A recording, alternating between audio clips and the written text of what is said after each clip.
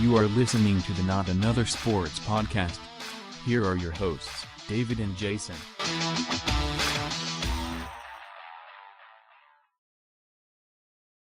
Welcome to Not Another Sports podcast, episode 6, Sports Talk for Everyone. I'm David. I'm Jason. Welcome aboard.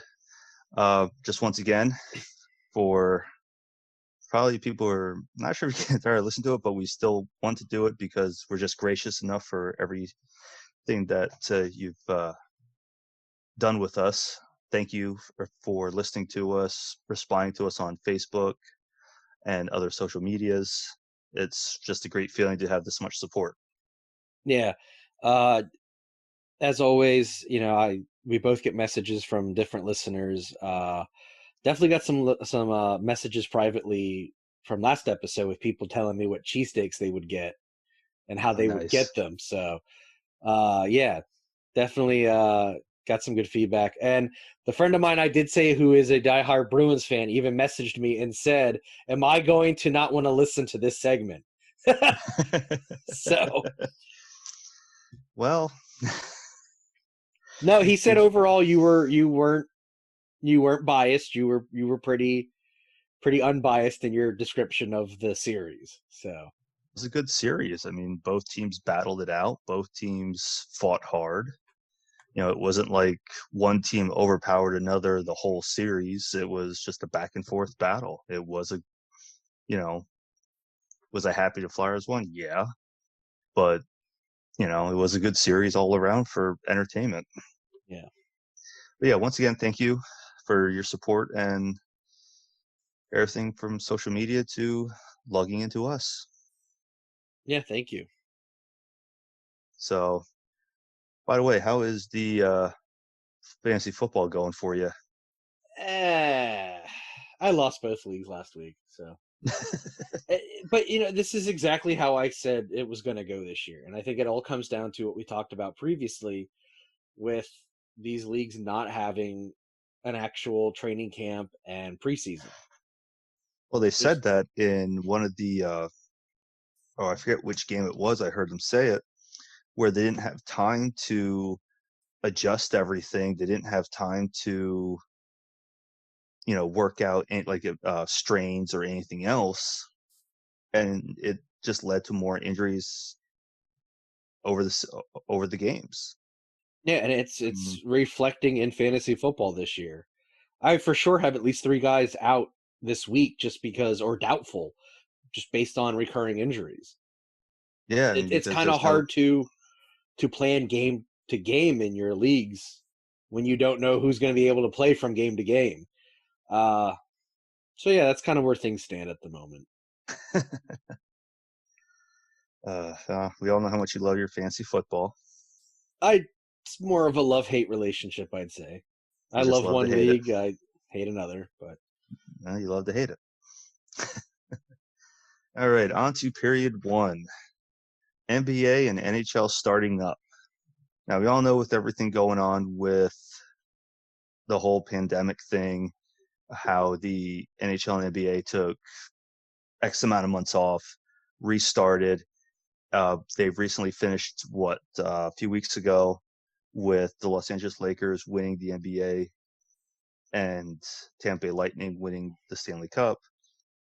Now they're looking to start up possibly end of December, beginning of January.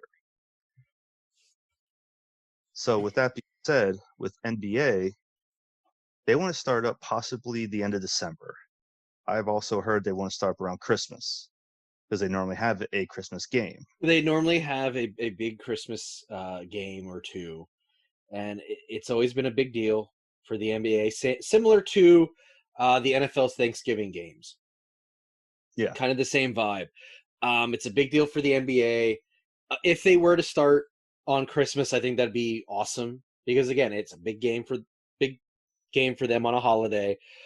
People are going to be watching, and it gives these guys some time to rest up and get ready for the next season in between, from the finals end to December. But right now, though, is that going to be enough time? Because if it just ended, let's say, at the beginning of the month, they have 3 months to get ready. 3 months to turn around, get prepared. Is that going to be enough time? It's possible. It's possible they could run into a situation we just spoke about with the NFL. But baseball doesn't really have a long off season. Baseball ends late October, early November, and by February they're back at spring training. So November, True. December, January, they're back at it in February. So it's not a crazy long time period to be back at it. I think in comparison to football and the NBA, the NBA is physically demanding in a different way than the NFL is too. It's definitely more of an athletic. It's a game that rewards athleticism over force. So I would say that the chances of injury may not be as great as it is right now with the NFL players. I don't know. One thing I thought was interesting about the discussion of them starting up in December is what's going to happen with the Toronto Raptors. They're kind of going to be in a situation like the Toronto Blue Jays were, where they can't play in Canada because of the pandemic. So right now, the Raptors are looking at either playing in Kansas City, who used to have a team before they moved to Sacramento, or playing in Buffalo, just like the Toronto Blue Jays did in baseball. So I think that's pretty interesting. They're going to be kind of a team without a home. But if they were to play in Buffalo, like the Blue Jays did, it's close enough to Toronto that it's near their home city. Kansas City, I think, is only kind of being floated out there because they did have a team in the NBA at one point in time. Yeah, I mean, it's going to turn into. I have a feeling it's going to turn into that, where they're going to do what the Blue Jays did, go to another field, or I should say another stadium court, to be that as their home. Yeah. Which, while they're going to have to do that probably either way, because what U.S. team can go to Canada to play? Right. So they're going to have to do that. They're going to have they're not going to have a choice in that matter. So right now they're looking at, from what I can see, the current floated out date is December 22nd, and it's either going to be a 72 or 82 game schedule. So that's fairly condensed. That gives those guys almost as close to a regular season as they can at the moment in time, with the hope of next season everything going back to the way it was. So it's not bad. I think it'll work. Yeah, 3 months off might be hit or miss physically for some of the guys, but I think the real elite athletes in the NBA will be fine. And God, I hope they have that setup that they did this past year with the virtual fans. I thought that looked amazing. that was neat looking. That was neat. That was definitely something that was interesting to look at. Yeah, and it looked visual. It was visually appealing, and that went a long way right now with what's going on. Oh yeah, especially with everything going on. I mean, you got to do something. You have to do something in that case. I mean, what's nice with Canada with the NBA, they only have to move one team instead of two, because there used to be the Vancouver Grizzlies. Yeah, but now they've been in Memphis for quite a bit now. Used to. They moved to Memphis 2000, 2001. But but still. That's crazy. It's been 20 years. It doesn't feel like that. Right? But at least they just have to worry about one team instead of multiple. Right. But now, with the NHL starting up in January, or potentially starting up in January, are they going to be going back to the bubble for that season? I don't believe so. Not from what I heard. What would be cool to start with the NHL season, being they're looking to do on January 1st, wouldn't it be cool to have the Winter Classic to start off the season? That would be very cool. Yeah, I agree with that. that would be one of the best things I think the NHL could do, just because of everything that's going on. Make the Winter Classic opening day. I think that would be fantastic, just to get people to watch it. Whether or not they allow fans in, that's a good question. Maybe do what a lot of the football teams are doing, allowing X amount of people in. Do what MLB did with the World Series. And I think that's what they're looking at. I think I'm seeing here where they're going to rely on at least 50% of its revenue based on some type of attendance. So we'll see how that goes. I think my only concern is that the difference between the NHL and NBA and and the NFL and MLB and college football and MLS is that it's outside. So as far as we know, the chances of getting it in an outdoor venue compared to an indoor venue where the air is not circulating is lesser outdoors than it is indoors.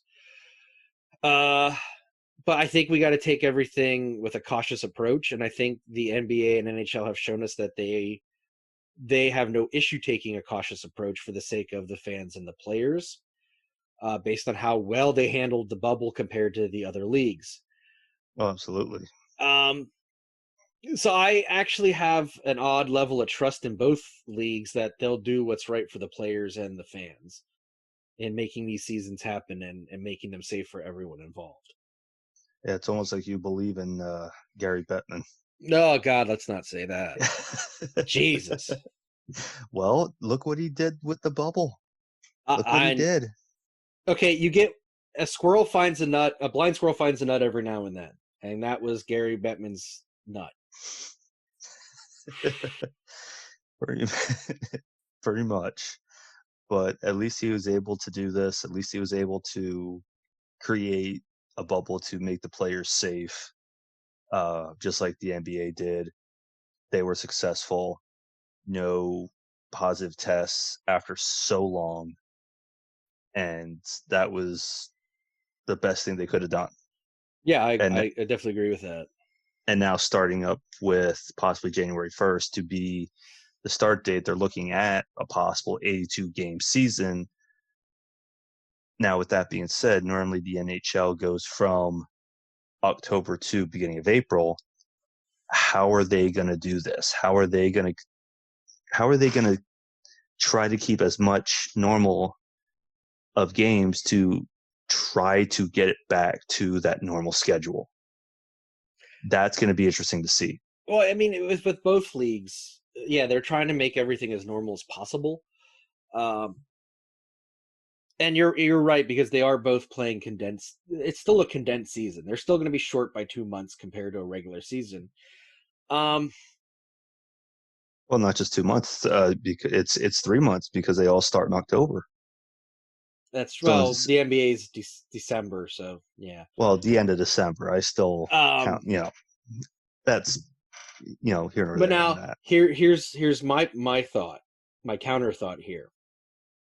Because the NHL playoffs is considered the second season, those guys are going to be playing the playoffs without 3 extra months of wear and tear on their bodies.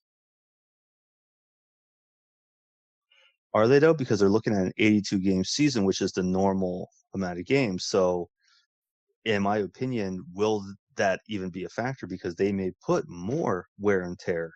Because if they do more, if they try to fit 82 games within let's say a 4-month span to try to get this back instead of the normal months, from October to April, will that counteract that wear and tear? Because if you look at, let's say let's look at the American Hockey League, the AHL. Yeah. They'll have a game on, let's say, a Wednesday, but they'll have a game Friday, Saturday, Sunday. And sometimes it's on the road between those times. Like they'll be, let's say, our local team here is the Hershey Bears. They'll be home on a Friday. Then they'll have to leave to go to a Saturday game somewhere else, may possibly come home on a Sunday again, or do a doubleheader. Yeah.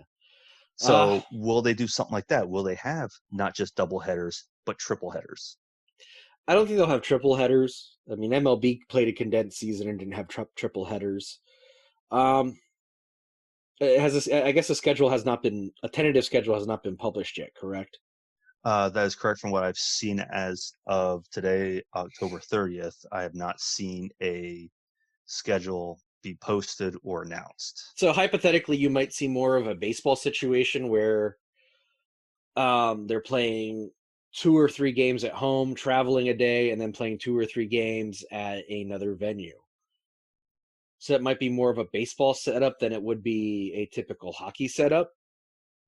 But we're going to have to wait Possibly. and see what the tentative schedule looks like and maybe come back to this at a later date and talk about it. Yeah, I mean, it's going to be interesting to see how they're going to want to do this, how they're going to have everything. Because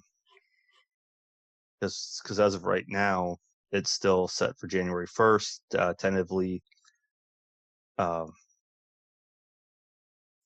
Now, from what I'm reading from NBC Sports, as of October 22nd, the NHL announced the cancellations of both the Winter Classic and All-Star Game.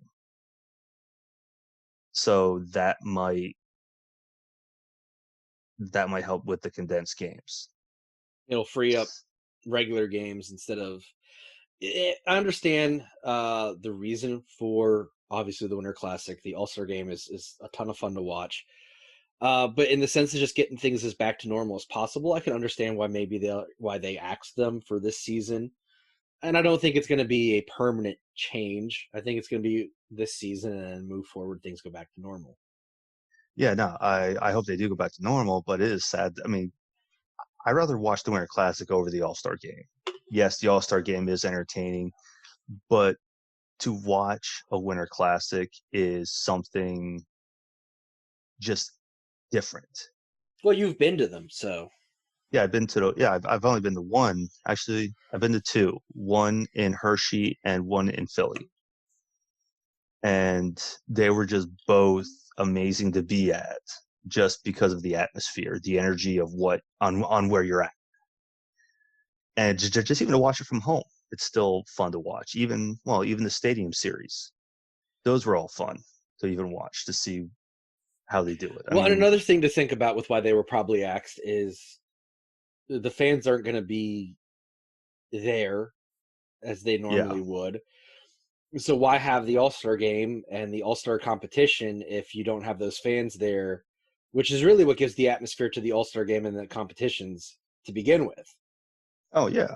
Absolutely. I mean, the Winter Classic definitely with the fans is what makes the game because you just feel that energy. So, I mean, yeah, will it be upsetting to see that the Winter Classic's going to be axed? Yeah. But, if they're going to make it a normal game, why not? If they're going to try to make it a normal season. Now, going back to the NBA, I did find this interesting how they're looking to still have the All-Star game only 2 months after they start. I On did see February 4th, that. on February 14th is when they're looking to have the All-Star game, which I kind of don't understand, like how you can decide who's an All-Star within 2 months besides your normal high-level players. Well, I don't want to sound like it's a criticism of the NBA, but the All-Star Game's always been about the high-level players. And there's a reason why guys like Michael Jordan and Larry Bird and Magic Johnson were always on the All-Star team back in the day. Why guys like Shaq and Kobe were always on, why LeBron's always on. The All-Star Game, and I think in most leagues, the All-Star Game is more of a popularity contest than it is who's truly an All-Star.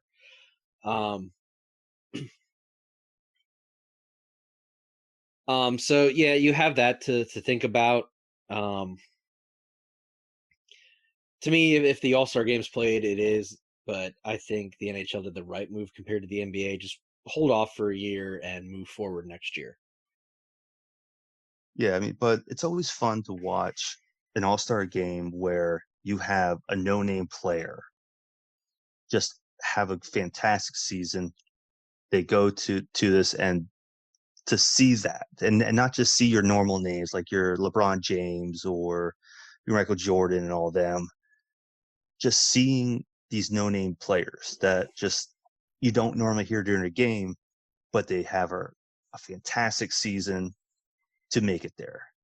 I mean, to me, that kind of kills that for those players on, hey, I'm playing a great game. Why am I not going? I've had more than, let's say, the top player. Why am I not there? Right. You know, I see that point. He's going because he's LeBron James. He's going But because he's, this person. I see that point, but now, I mean, the NBA's had for a while a rookie all-star game. So, like, the day before, there's a rookie all-star game. So all the rookies, the top rookie players have their own all-star game. Uh, they they throw a bone pretty much to almost everyone at this point as far as all-star weekend's concerned. Um, I don't know.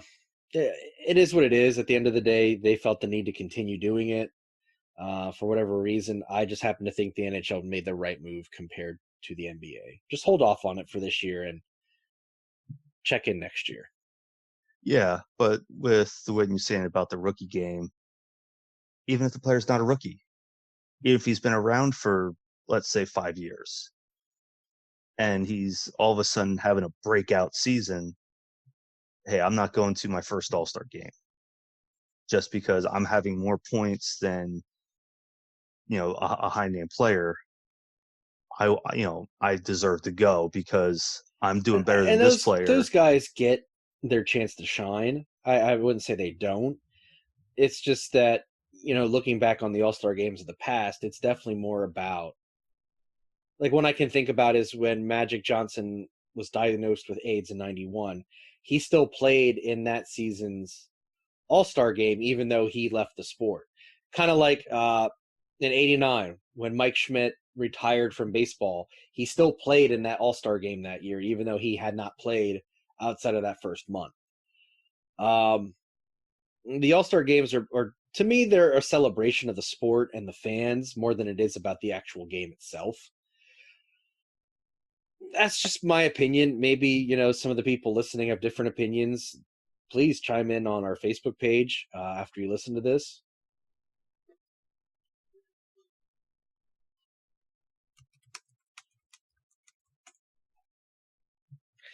So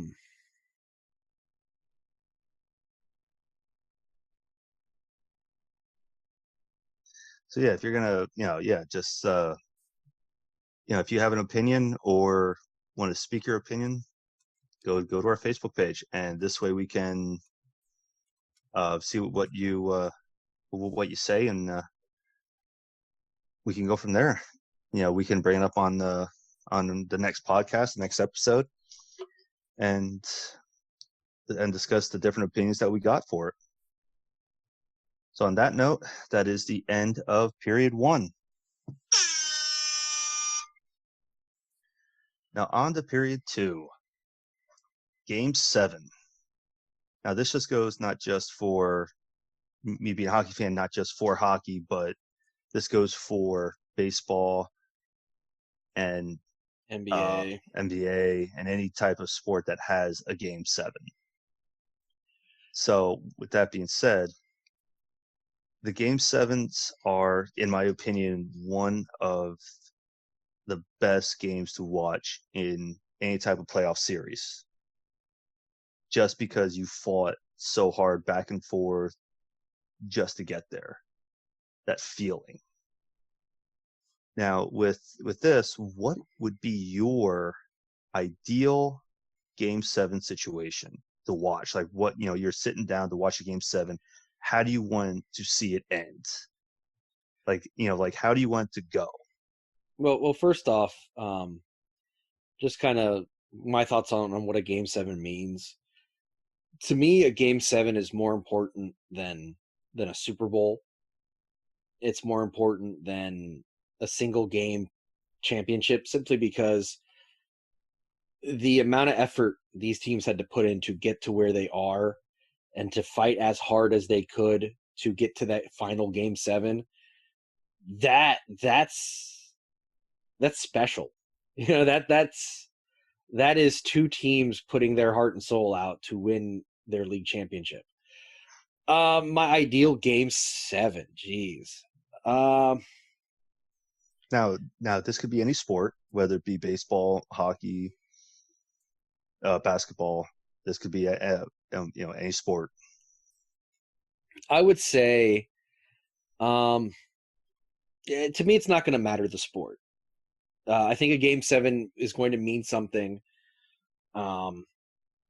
Maybe when it's a number 1 seed and a number 8 seed who is having a Cinderella story going into that final game, tied 3-3, hard fought battle throughout the entire series. That game 7, those teams, they're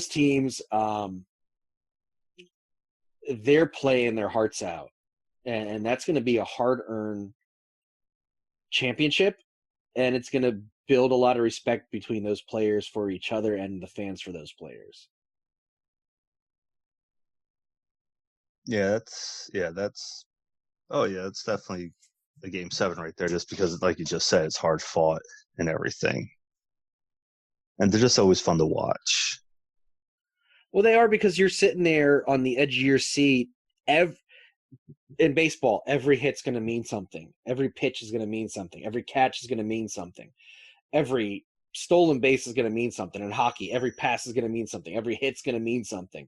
Every shot on the goal is going to mean something. Every blocker save is going to mean something.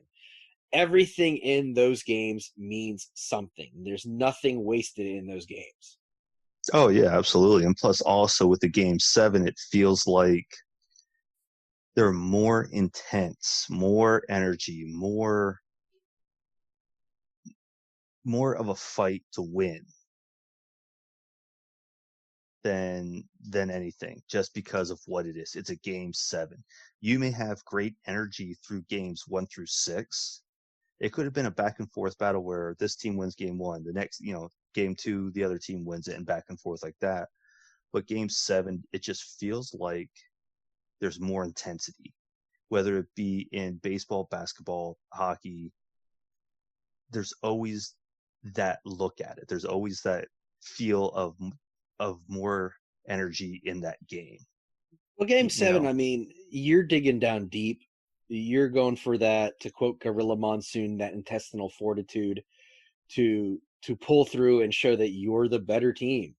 So that's where everyone lays everything on the line, and you really see who separates from the men from the boys in that kind of game situation. So yeah, my ideal perfect game 7 would be, of course, since I'm a hockey fan, I would go for it just because of that.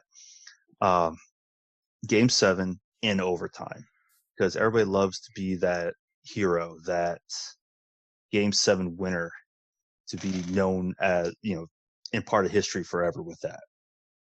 And just to be a part of that would just be just that feeling for that person. That's my ideal. Yeah, and with hockey, I mean, you have the history and the legacy of Lord Stanley's Cup. So winning that in a game 7, that's gonna mean a lot. It's gonna mean so much to those players and that team, to have earned that historical trophy. Oh yeah. Oh yeah. But then again, you also have the other end of it, that heartbreak. Yeah, you're gonna have heartbreak, but at the same time, I mean, you can't take away from the losing team how hard they fought to get to where they were to be in that game 7. No, you I can't take think away from it. I mean, you really can't take anything away from any teams that make it to a finals. But to make it to a finals and win or lose in a game 7, those teams for that season are the cream of the crop. Oh yeah. And if you can go back to back, that's, also unheard of as well.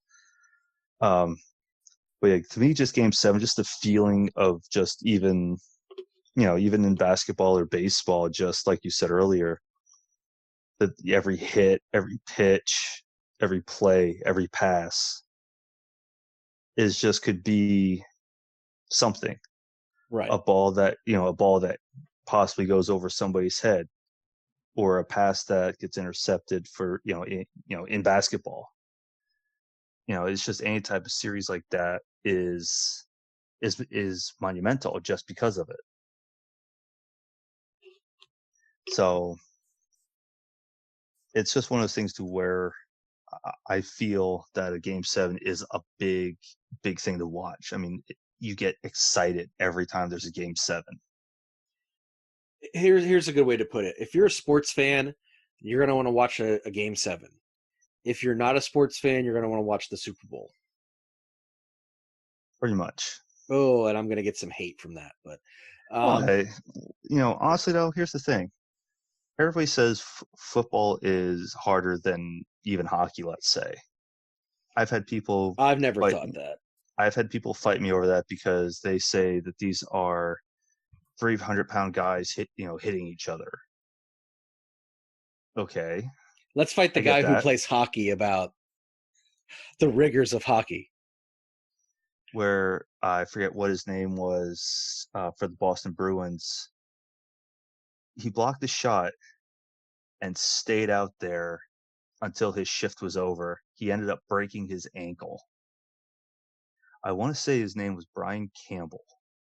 I think, I'm not 100% sure, but think of the toughness of that. Where you have another player from another sport, they get a cramp and they're out for the game. This guy breaks his ankle and he finishes his shift, not even complaining, not even trying to get off. He's out there. I mean, the only time I've seen players come off in the NHL is if they're either unconscious or something's broken that they just can't stand anymore. Yeah, and I'm sure my friend who listens, Matt Derline, probably knows who that Bruins player is. So, Matt, when you listen, say something in the comments or message me privately who it was to confirm if David was right or not. Yeah, I'm thinking it was Brian Campbell. But, like I said, if he can do that, then that'd be great just to kind of confirm that. But, yeah, it's just the toughness of it. So, I don't know. I feel like you're right. If you are excited for Game 7, you're going to watch a Game 7 in any sport, whether if you're a fan of basketball or not, whether you're a fan of baseball or not, hockey or not. If you don't, football's your thing. Right. For that. Now, on to the next question I have, which I got a lot of flack for when I brought this up well before we even started the podcast. What if the NFL moved to a playoff series? Doesn't have to be doesn't have to be the best of 7. Let's just say the best of 3. It would never happen. I know that, but what if? Would you get a lot more excitement out of the game rather than an actual, just playing and that's it? I think it would lead to. I don't think the games would be as good as the thought would be, because you got to think by the time the Super Bowl comes around, those guys are beat to hell. Even though it's a much shorter season than the other 3 big sports in America, it's still a very physically demanding sport. So I don't think the games would be really good. Actually, I think what the NFL does now works perfectly fine for the NFL. I mean, it's a good question. And as we've said earlier, after you listen to this, please say something on the Facebook page. Give us your thoughts, because we're both definitely curious what you guys are thinking. Me personally, I don't think it would be good. I think it would suck. Actually, I'll be blunt. I think it's gonna suck if they were to do that. Yeah, I mean, I don't know. It's a mixed feeling for me because 1, yes, you're right. I feel it would suck, but 2, I don't know. Part of me feels that it would be something more than just a once and done thing. It wouldn't be that. It would be decent. It would be, hopefully it would like add something to it, not just once and done and you're out. But then again, if you do a series, how would the Super Bowl play out? Right. Because everybody has that big spectacle with Super Bowl. Well, we've had plenty of Super Bowl parties between the 2 of us. That we can remember. I think honestly, I think the idea is good. I just maybe that would be better for like an XFL than it would be the NFL. Test it out on a I don't want to say a minor league, but yeah, a minor league and see where it goes from there. But right now, I don't think that would work for the NFL. I think actually, if it was even suggested, the NFL Players Association would reject it immediately. Those guys don't want to go back out any more than they need to.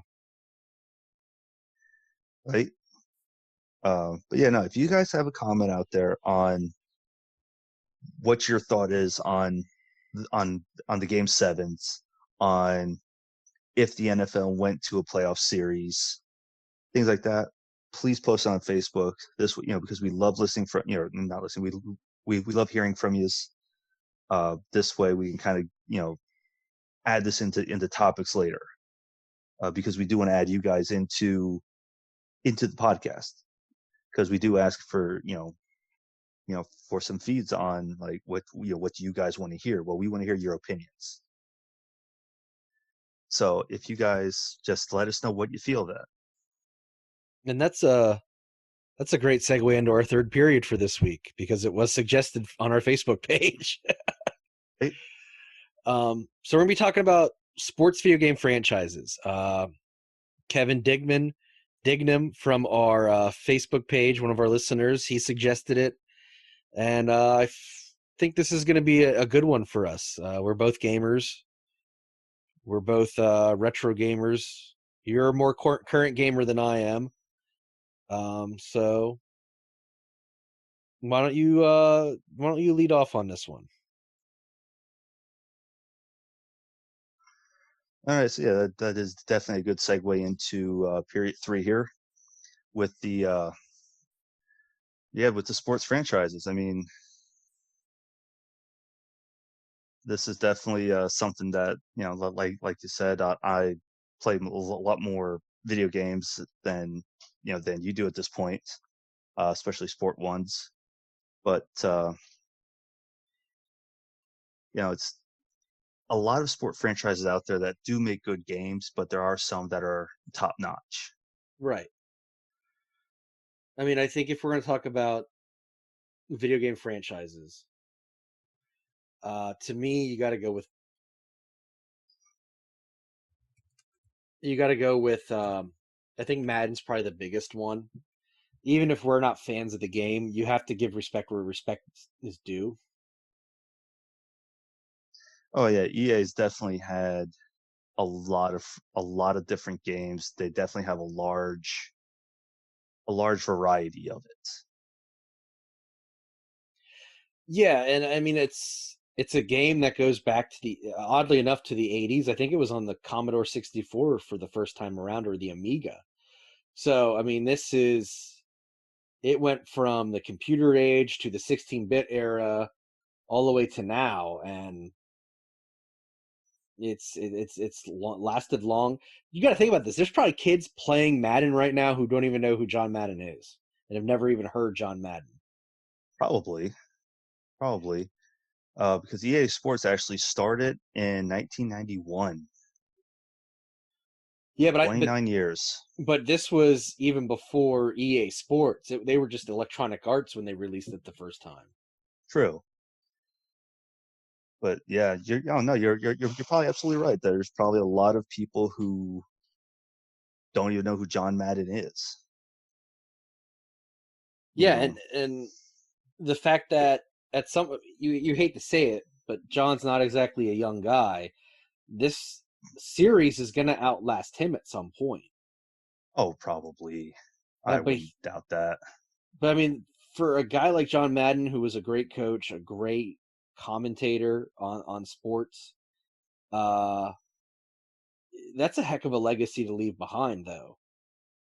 Oh yeah, I mean, before you said he's a great commentator, some people, argue with that. Just because people say, well, he always stays the obvious. He's gonna run. He's gonna run the ball if he catches it. But he's talking to us like a coach, though. I mean, yeah, he is. I mean, he is 84 years old right now. Whew.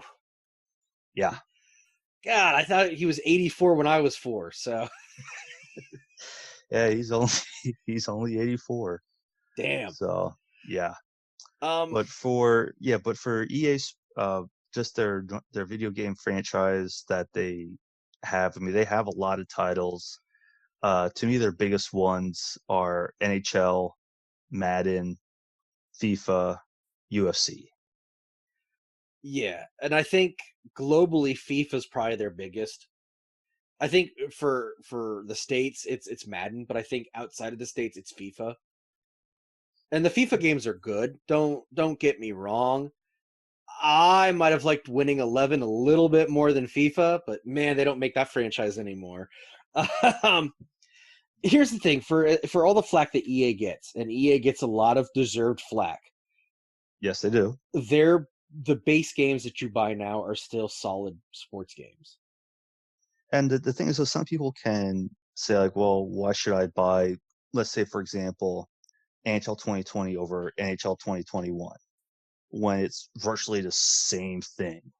I mean, yes, there is a lot of similarity, but they do add some like interesting features to the games. Right. So if you're big into the sports franchise, then yeah, you will get it either way. If you're just a casual one, you're just going to get one, and every few years you'll get another one. Yeah. I mean, for me, I think the MLB The Show is probably one of the best, if not the best, sports franchise right now because of what you can do in the game. And I'm glad that come next year, Xbox and Switch players will be able to play them too. Finally, it's going to be going third party through Sony, so that's great. Um, but now my only issue with the show is, and it's more on my end, I don't have time to invest in Road to the Show mode as I would love to have. The last time I owned the show, I was still playing 2011 and 2020 because I don't have time to invest in such an in-depth career mode. But that being said, the fact that it is such an in-depth career mode and you start in the minors and you have to earn your way to MLB, that's awesome.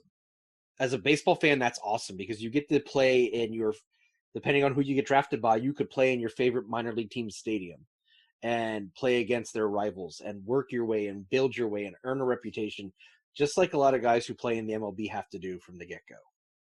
Oh yeah, I mean, well, it's just like in NHL and it's be a pro mode where you can start in the minors, so you can start like you just said, your favorite minor league.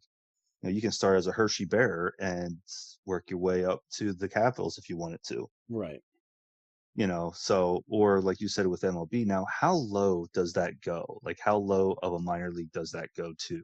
Like does I it go to the Now next granted, level I I where it would haven't be? played I haven't played any of the newer ones just because I was still working on 2011. But I can vouch for 2011. I started out in Double A. I didn't go down to Single A or Rookie season. Um, but even starting out in Double A, that gives you a good idea of, even if you're a casual fan, you're playing the show for the first time, it gives you a good idea of the work that has to get put in by these players to climb the ladder into the big show. Yeah, I just didn't know if you knew if it went all the way down to, let's say, when we went down to Hagerstown that time for that baseball game, where that's what a half season, uh, if it goes that far. Yeah, I'm not sure. Hopefully, someone will chime in and tell us after they listen to the show. Um, I would say, since you mentioned UFC, 2K Sports has really good sports franchises too. I mean, they have a lock on the NBA. They have a lock on WWE. I gotta say, as a wrestling fan and someone who's played the WWE games over the years, back when they were with THQ on the PlayStation to now, uh, it's kind of the similar situation like you spoke about with NHL and Madden. Why do I need to buy the new one if everything's pretty much the same as the old one? Uh, and I do know that 2K20 for WWE was just crapped on by fans because it was a glitchy mess. That says more about the developer than the franchise itself. If the developer doesn't take the time and care into the franchise is going to suffer, which is why NBA 2K still gets rave reviews based on how it's designed by 2K Sports. Yeah, and right now I feel NBA does have, like you said, has that chokehold with 2K, because I remember when NHL tried to do 2K, it just didn't. It just does one. It just wasn't. It just wasn't up to par when you expect stuff like from EA. Well, I think, and this goes with the show as well, I think some sports benefit from not being with EA. I think Sony having control of MLB, it's put out a great, consistent game that offers something every season other than just updated rosters. Same with NBA 2K. It offers something, whether it be even just graphical changes every year to presentation. They put a lot of care into those games, and sometimes that's something that EA gets a lot of flack about, where they get flack that maybe they're not putting as much care into those games as they could. Yeah, I mean, if you're putting care into a game, like if you're not just doing roster updates, you're gonna see people buy it because they're gonna see that you're putting a large effort into making it great. It's going to show. It's not going to just go to the wayside. That's what makes the game's franchise. That's Right. what makes NBA 2K popular, because 2K Sports puts that time into it, like Sony does with the show, like how EA puts it into NHL and Madden and the UFC. So it shows. Yeah. So each sport company that does this, like you just said, they have their own thing that they do, which what makes them great and separates them from the others, like from 2K to EA. You know, that to me, just that's what separates it. Yeah. Why don't we talk about some of our personal favorites? Since we're talking about these franchises, because I know we've played plenty of sports franchises over our lifetimes in video games. Why don't you go first? My first one has to be NHL Hit series from Midway. Okay, so I gotta say that's on my list too. So we'll just cover this one as a tag team. um, well, you're the one who got me into hits, so why don't you lead off? Yeah, pretty much Hits is definitely one of those games where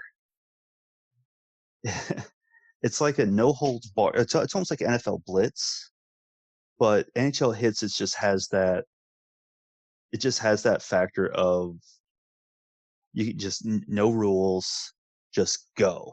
You can create your own teams. You can create, well, remember when we created the Williamstown Dragons No, yeah. at one point? You can go that far even and put your name into it, as you well could with other, let's say with NHL EA. You can, be, create your own player. But with this, you can create your whole team. Like if you're, create your whole team with your family or friends, you can give them names. You can give them specific names that they have. Like, for example, we chose a whole team of Pecker. Um, That got interesting to hear when you're playing.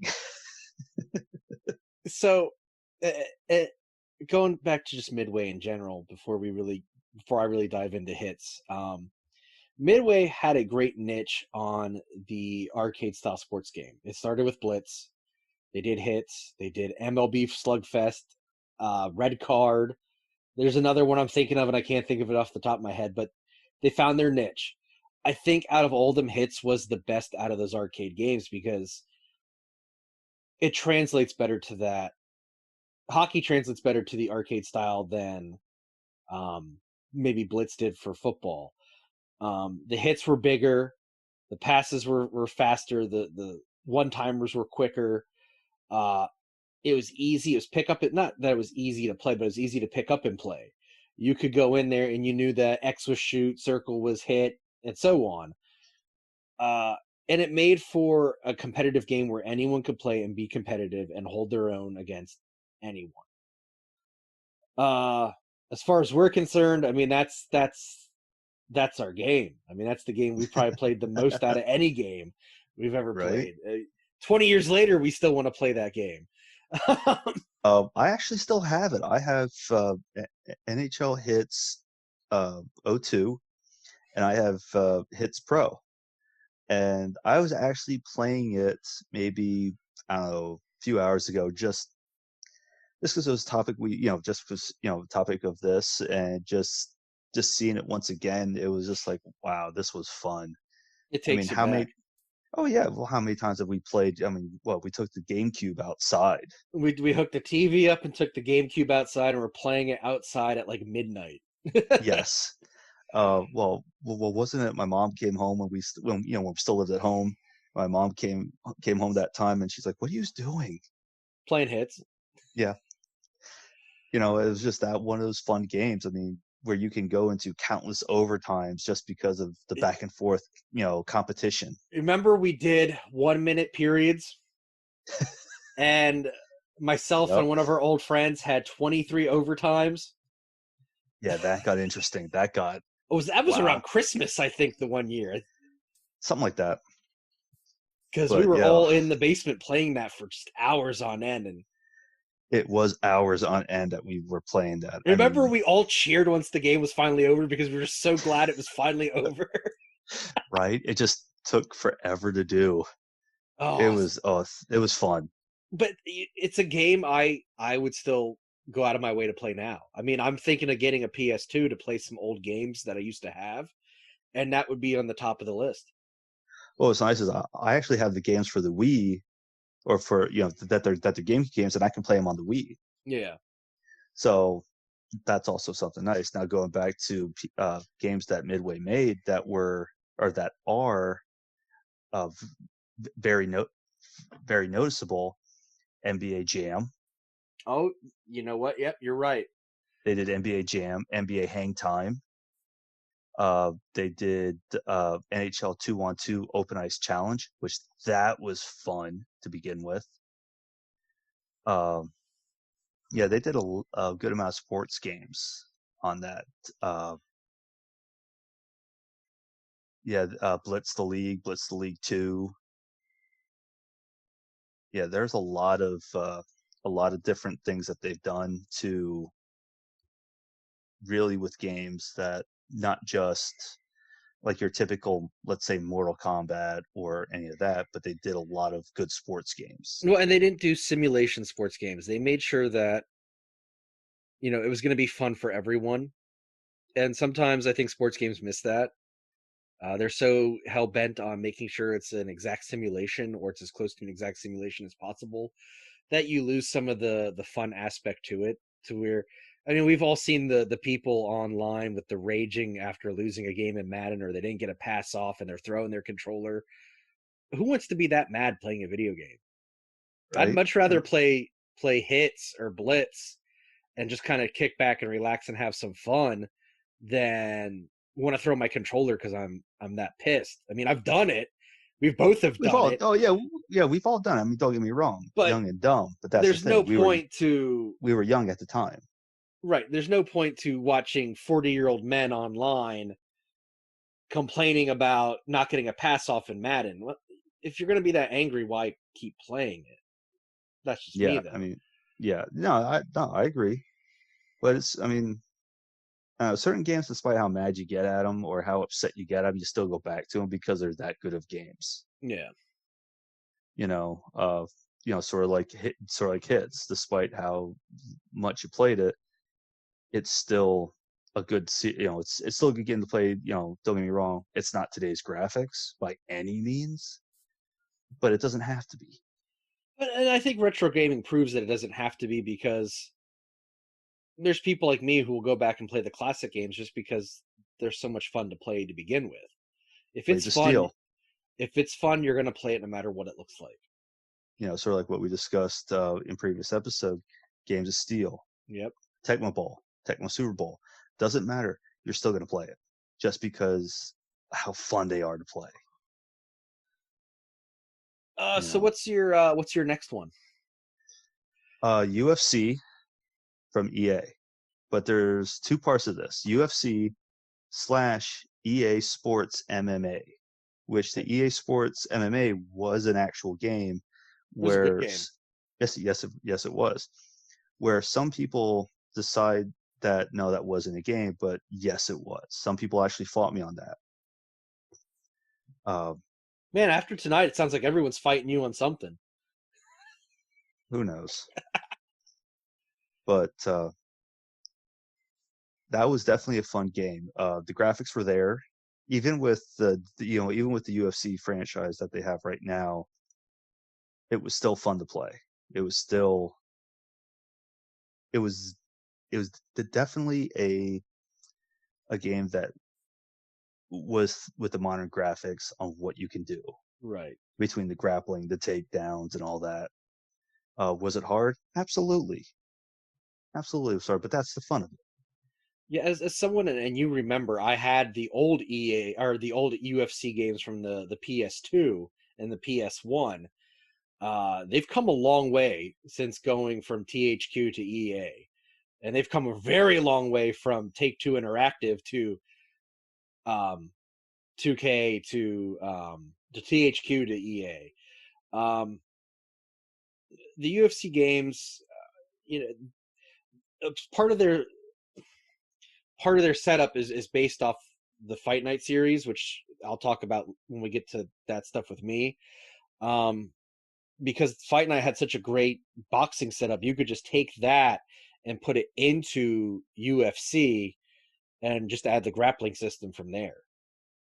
Yeah, but no, yeah, the EA Sports MMA. With that game, they did something which I thought was great. And as of right now, I know only 2 games do it. They introduced, it's called Game Face, EA Game Face, where you could take a picture of your face and make it a character within the game, which I only know of 2 games that do it right now. And I think it's UFC and I think it was FIFA that did it. I could be wrong, but when you could do it at that time, I mean, think about that. It's okay. Yeah, some people may think it's stupid, but I think it's neat to just to see that. Well, I remember eons ago when you had a PC version of NHL from EA, Yeah. and you could put your face in it then. Oh, that took a while to get used to because when you had to, what you did was you just took a picture of yourself, then you had to line dots up with your face. And at the time, there was no instructions on how to line up the dots. So you had to figure it out on your own. So it looked like your mouth was like 5 feet long, and you're just, your head was like the size of a balloon, like a hot air balloon. Then you're like, yeah, that's not right. And then when you finally start playing with it and figure it out, like, okay, that's what you got to do. But yeah, no, when you can do that in any type of video game where it looks like you're in there, then yeah, that's definitely something interesting, something neat, something unique. Because like I said, right now, going to EA Sports website, compatible with FIFA and UFC. How true that is, I don't know. How old that is, I don't know. Right. But looking at the website right now, as of 10/30/2020, it shows those 2 that are compatible with. But I know going into my 3rd one, it does that as it did that as well back in the day. So what's your number 2? Okay, so my number 2 probably wouldn't surprise you, and it may not surprise some of the listeners. Is going to be the Fire Pro Wrestling series from Human and later Spike Chunsoft. So the Fire Pro Wrestling series is originally a Japanese-based wrestling game. It started in 1989. I didn't play it for the first time until 1999 when I had my PlayStation modded so I could play a bootleg copy of it. And I was hooked from the get-go. I've played pretty much all the official American releases since then. One of the big things I got when I got my PS4 was to get Fire Pro Wrestling World, the latest one. It's a quirky game if you're not a fan of the if you never heard of the franchise, it's quirky to some because it's 2D sprites, but these 2D sprites even now look fantastic. Um, the creator wrestler is just ridiculously in depth. You can, and you've seen in the games, the WWE games, the creator wrestler's pretty. It's cool. You can go and you can create a wrestler. You can create their outfit, how they look, their hair, all that other stuff. Fire Pro takes it like to a whole other level. You're not just creating their outfit, you're creating every detail of the outfit. You get like 3 or 4 layers per each piece. So you get the upper arm, the lower arm, the hand, the head, the chest, the stomach, the waist, the legs. Each leg has its own part. You can there's thousands of moves to choose from. And then just add in that so in Japan, the game originally it was not parody versions, but because copyright laws in Japan, you could have a guy who looks like Hulk Hogan and not get sued for it. So these games would have pretty much every wrestler in Japan and America, just not by their names. But you could go in and edit the names, so you could have Hulk Hogan versus whomever, or Stone Cold Steve Austin versus whomever. But what I really like about it as a wrestling fan is you have to build the match. You can't just go in like in WWE 2K and hit a suplex right off the bat. You have to build the match. So you have your weak attacks and your weak grapples and your medium grapples and your medium attacks and your strong grapples and your strong attacks. And over the course of your match in the game, you're building and you're building and you're building until finally your opponent's so worn down you can actually hit your finisher and win the game. And to me, it offers a more realistic take on the actual in-ring action of pro wrestling than the WWE games. Yeah, I mean, and when you can get something that is as realistic as possibly can get for a video game, where you can create yourself, like you create your own wrestler, like have like in the way you want to be created as, or anything of that nature, where you go that in depth. I think it just adds to the game. It makes it more personal. Yeah. What I like about Fire Pro Wrestling World is because you have the online feature now. You can just go ahead and download wrestlers now. So like I've pretty much downloaded everyone from the 1980s in all the territories. So I have WWF, NWA, AWA, UWF. Like I have them all filled out. I've probably downloaded at least 200 some wrestlers at this point. But if you're someone Shocking. like me, that's pretty cool. And the people who make them, the move sets are perfect. The ring attire is perfect. Just the amount of time you could put into perfecting these characters in the game is amazing.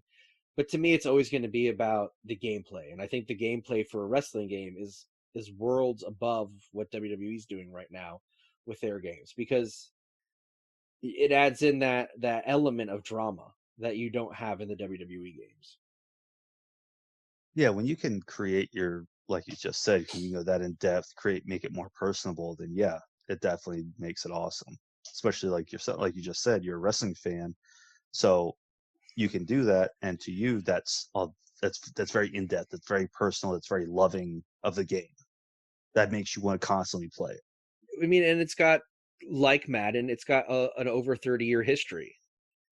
So I mean, this is a game that's grown, and it has such a cult following here in the States that you can see, like as you said, the love and care put into it by the developer, because they know the fan base expects a certain level of quality. Oh yeah. And when it comes to those types of games, I mean, some people may never have heard of it, but they're still out there and popular, Right. and still, like like you just said, they're how much in depth you can go into it, how much loving they are to play. Exactly. You So, know, what's your number 3? Tiger Woods PGA games. They were always fun to play. Uh, just because of one, the graphics, two, you can do the same thing, create your own golfer. Now, this one, back in, I think, from what I've been looking at, there's a website I found for the game face, and it goes all the way back to where you can add players, add your own face into the games. Yeah. I'm trying to remember which one I actually had. I think it was PGA Tour 10. No, not 10.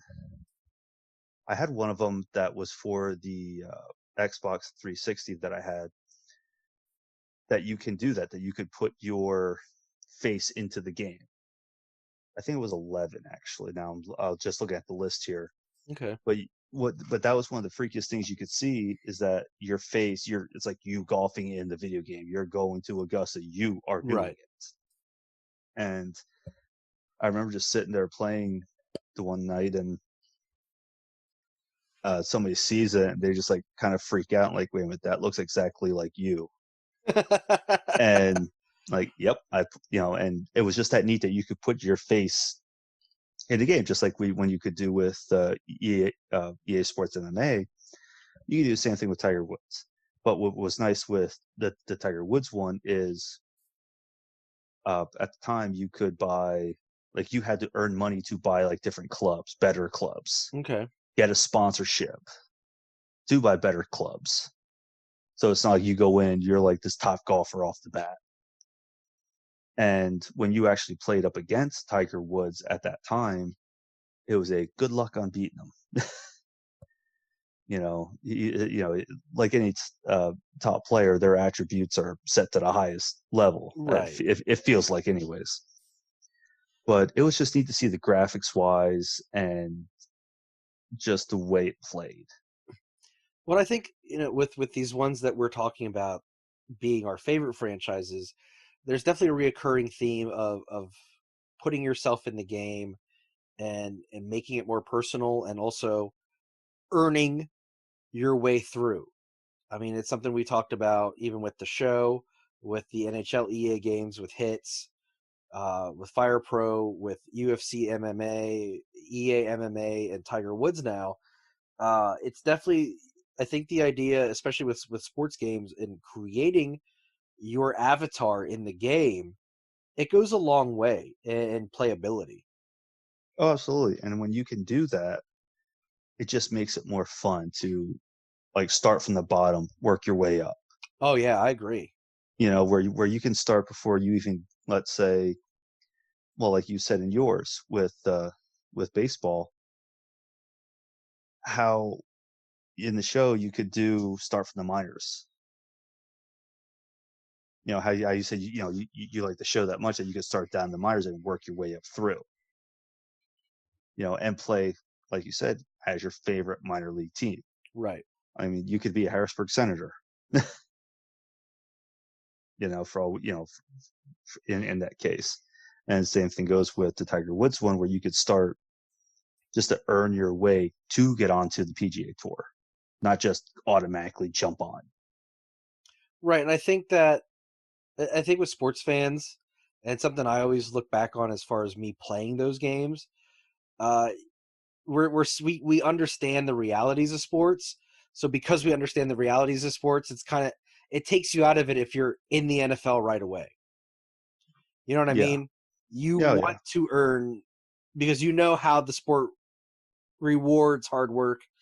We know how the sport rewards those guys who move up the ladder from the minor leagues to the major leagues.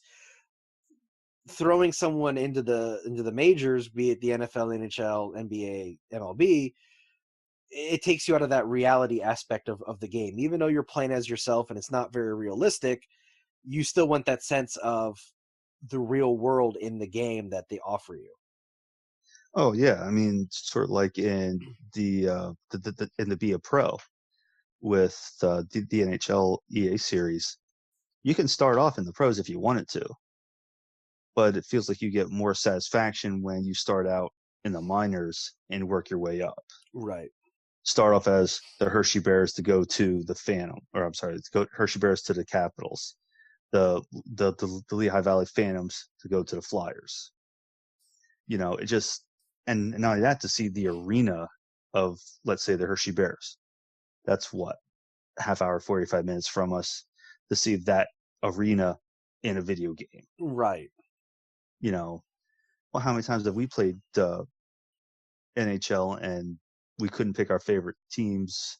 We just pick like some random teams, or we don't even do NHL teams. We do the minor league teams. We do the overseas teams. Yep. You know, how many games have we played of that? And it just made it lot. fun. Exactly. You know, but you know, going back to the topic here, even just with Tiger Woods, you start from the bottom, you work your way up, you earn better clubs, you earn better skills because you're working your way from the bottom up. Right. Not just, here you go, Merry Christmas, you can throw a 100-yard pass. You know, like, you know, I don't know, it's just one of those things to where Madden with graphics is good, but to be thrown into the NFL right away, it just kind of, okay, yeah, you may have to earn your spot.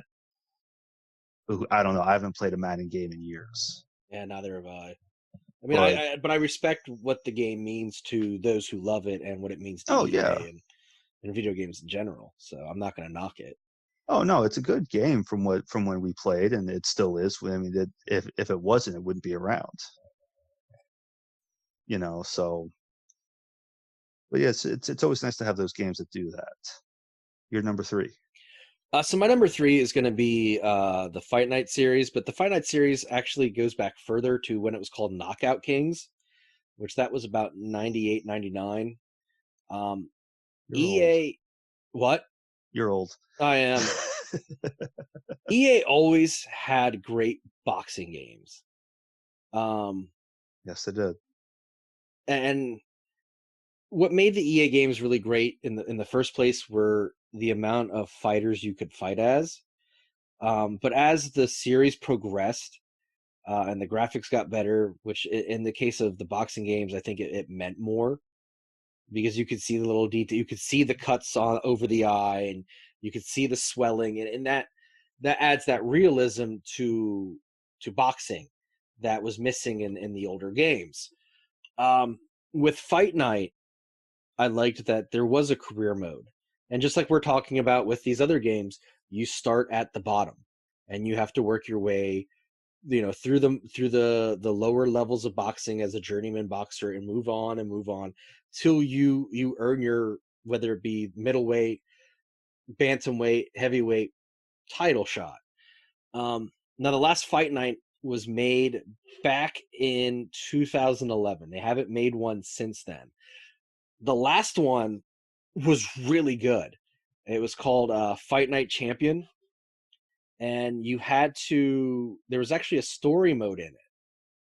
It was almost like a mini movie in the game where you had to play this down and out boxer who he was on his way to being something, was framed, sent to jail, got out of jail, and was working his way back into the world of boxing. Nice. And you know what? It led to replayability of the game, where you wanted to finish that to see how the story progressed and ended. But then once you beat that, then you had your own career mode where you could create a boxer and take that boxer through the ranks and so forth. And then another thing I liked in the final Fight Night game, Fight Night Champion, which I highly recommend if you have a PS3 or an Xbox 360, is they had a famous fight mode where you could do a Toro Gotti versus Mickey Ward, or you could do Ali versus Frazier. And then they had a dream fight where you could do Ali versus Tyson.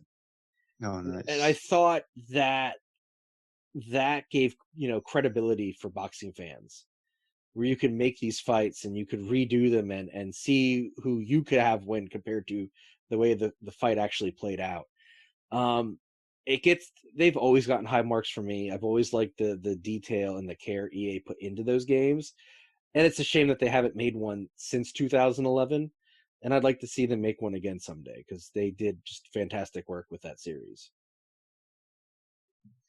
Yeah, I mean, if you could do that, I mean, then, oh yeah, if you could do that type of game where you could have your dream fight, do your dream match, then Oh yeah, that'd be great. Sort of like if the UFC did something like that, where you could have your Chuck Liddell versus your uh, any of the modern fighters. That would be definitely something interesting to see. It'd be cool as an old school UFC fan would be recreating fights from every UFC. So like Oh, recreate like a Shamrock versus Gracie or a Severn versus Shamrock, or like really pick out like a couple big fights from the old ones, have the old arena and set up, and like make them unlockables. You have to play this to unlock something else, and make that its own mode. so like all the fun bouts between Tito Ortiz and Chuck Liddell. Do one each. Do one of those. Do Bonner versus Griffin. Oh, that was a good fight, Do especially all when they were trying to these get up.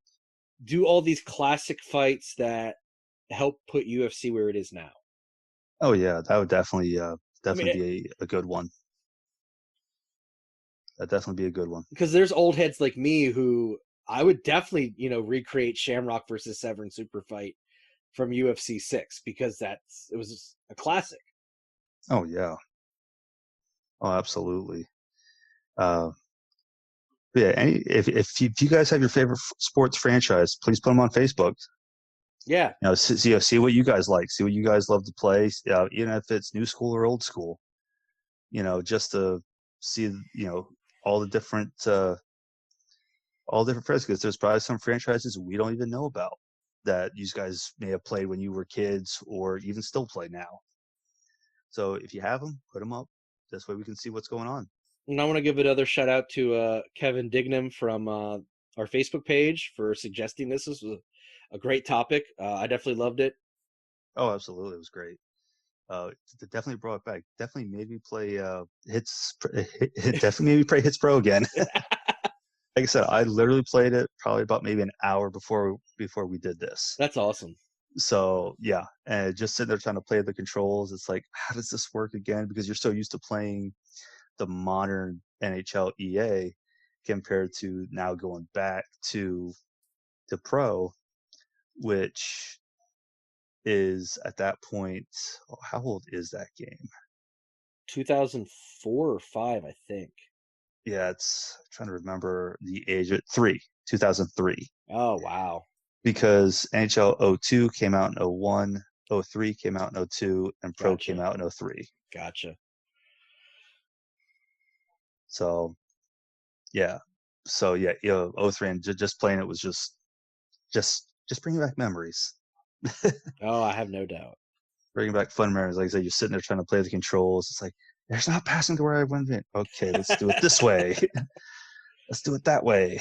Even then, the graphics were just, because a lot of games one thing with a lot of these sports games that some people don't realize, that people who love these types of games, whether it's the ones we talked about or the ones we are, the new ones, like let's say NFL, let's say Madden, or let's just say NHL, for example, the physics of the game.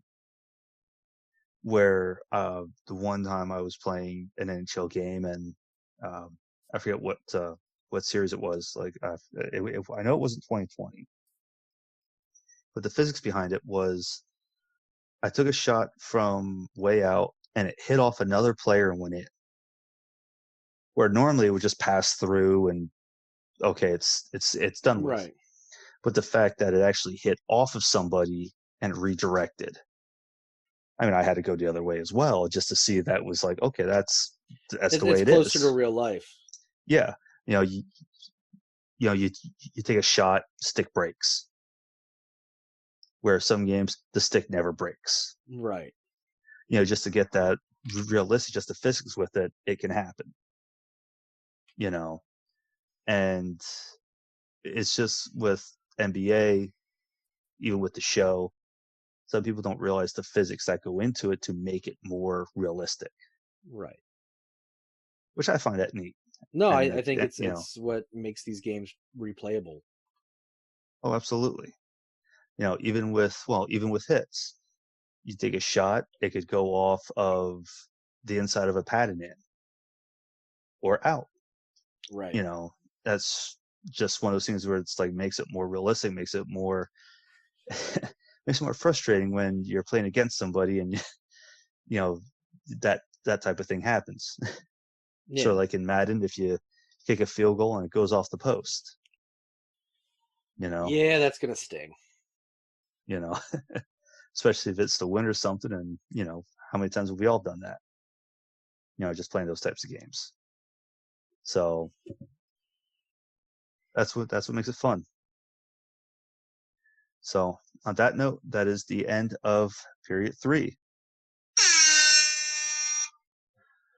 So like we said earlier, if you guys have any type of comments, opinions, tell us about them. Put them on Facebook. Let us know what you guys think. If you guys have other games that you guys want to see, or or not see, but want to talk about, put it on Facebook. Where we can see it, we can respond to it. This way, we kind of know what your opinions are. And if you have, if you guys want to see something on for our third period, let us know. We love taking, we love seeing different things. Yeah. There's so many different things out there that we may not even think of, that you guys may think of that, oh, that'd be neat to talk about. Put it up on Facebook. Well, this was fun, as Absolutely. always. Oh, absolutely. So, thank you for joining us for episode 6 of the Not Another Sports Podcast.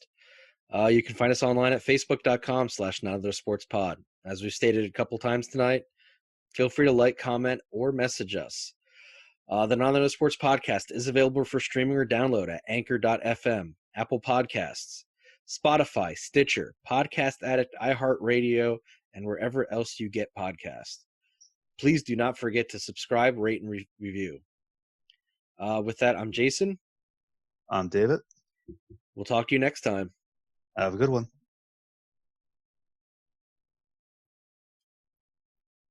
You have been listening to the Not Another Sports Podcast. Thank you for your listenership.